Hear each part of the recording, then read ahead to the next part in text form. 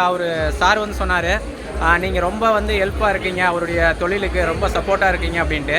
இப்போ நிறையா பெண்கள் வந்து அவங்க வீட்டில் வந்து ஒன்று சீரியல் பார்க்குறதோ இல்லை சும்மா, அதாவது எல்லா பெண்களையும் சொல்ல, ஒரு சில பெண்கள் வந்து ஹஸ்பண்ட் என்ன தான் கஷ்டப்பட்டாலும் நம்ம எதுக்கு அந்த தொழிலில் போய்க்கணும், நீ உன் தொழிலை பாரு அப்படின்னு விட்டுருவாங்க. நீங்கள் எப்படி வந்து அவருக்கு வந்து ரொம்ப பக்கபலமாக இருக்கீங்க? இது வந்து பிடிச்சி செய்கிறீங்களா, எப்படி செய்கிறீங்க? அது வந்து பார்த்தீங்கன்னா, நானும் ஸ்டார்டிங்கில் இப்படி தான் இருந்தேன். ஃபஸ்ட்டு பெரிய தம்பி இருக்கிறான், அவனை பார்க்க, அடுத்து இவனை பார்க்க, இதுலேயே நம்ம லைஃப்பும் போயிருப்போன்னு தான் இருந்தேன்.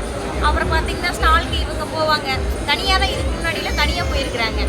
இப்போ வந்து பார்த்தீங்கன்னா 2-3 ஸ்டால் எங்கே போனாலும் சரி, அவங்க போகிறத பார்த்து எனக்கு கொஞ்சம் கஷ்டமாக இருக்கும். நம்ம வீட்டில் சும்மா தானே இருக்கோம், சரி நம்மளும் போய் கொஞ்சம் நேரம் ஹெல்ப் பண்ணுவோம், சரி என்ன நம்மளும் போய் கொஞ்சம் நேரம் நின்று பார்க்கலாமே அப்படின்னு ஒரு டைம் போனேன்.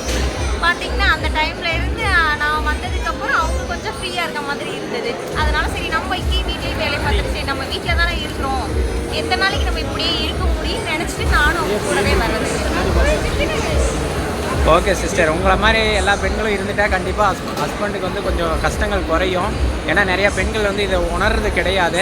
கண்டிப்பாக சார், உங்களுடைய ஒய்ஃப் வந்து உங்களுக்கு ரொம்ப சப்போர்ட்டிவாக இருக்காங்க.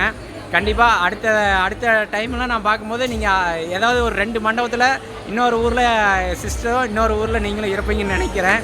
ஏன்னா இப்போ ஒரு ஊரில் தான் ஸ்டால் போட்டிருக்கீங்க, அடுத்தடுத்த கண்டிப்பாக நீங்கள் அதெல்லாம் கொடுக்க ஆரம்பிச்சிருவீங்க. அடுத்தது வந்து அடுத்தடுத்த ஊருக்கு நீங்கள் உங்களுடைய பிஸ்னஸை கண்டிப்பாக வந்து டெவலப் பண்ணுவீங்க. அதை டெவலப் பண்ணுறதுக்கு எங்களுடைய சேனல் சார்பாக வாழ்த்துக்களை வந்து அட்வான்ஸாகவே தெரிவிச்சுக்கிறோம்.